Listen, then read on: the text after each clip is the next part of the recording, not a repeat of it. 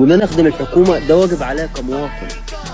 لكن ان انا اطلع من الميت بلا حمص وارجع للفقر تاني كمواطن، ده ما يرضيش الحكومه وما يرضيش الوطن ولا يرضيك انت كمواطن.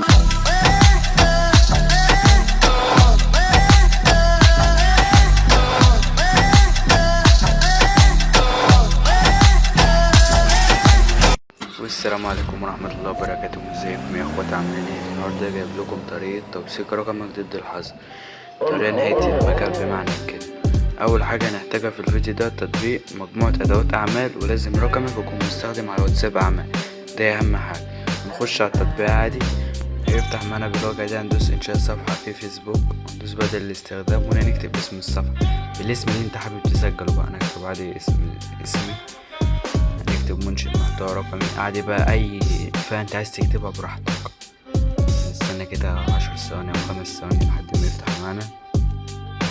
وهنا كده يا اخواتي تم عمل الصفحة بنجاح. ندوس بدل الاستخدام، ندوس الغاء علامة الاكس اللي فوق، ندوس على تالت واحدة اللي هي علامة الرسائل دي، نخش عليها عادي جنب الثلاث نقط بالظبط انا حددت عليها. نخش على واتساب، نختار فئة واتساب كده، نستنى وندوس بدل الاستخدام. هنا كده تقولك توفير الوقت باستخدام حساب واتساب أعمى، يعني لازم واتساب أعمى. هنا كود البلد، يعني تختار بقى، شوف بلدك انت، اليمن، السعودية. أنا اخترت مصر عادي، نحط رقمي 6 5. ندوس متابعة، معنا بتحط الرقم.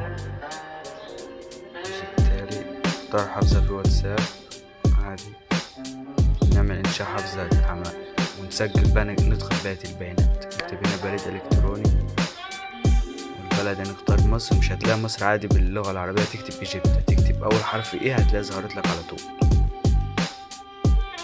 وهنا ندوس التالي. خلاص كده الصفحة رقم الحسابات تظبط بس.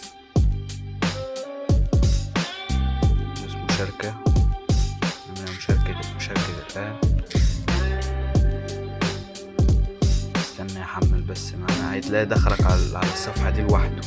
هتدوس الربط بمنصة أعمال، هتدوس مشاركة كل الدردشات أول واحدة فوق، ندوس تأكيد. هتستنى 45 ثانية بالظبط وهتلاقي الصفحة ضربت معاك. استنى الوقت هيجمع وارجع لكم تاني. هنا تقولك انت تربط الآن، تدوس متابعة. تيجي تخش عندك على أي شات موجود، يقولك يستخدم نشاطك التجاري الآن خدمة أمنية توفرها شركة ميدا.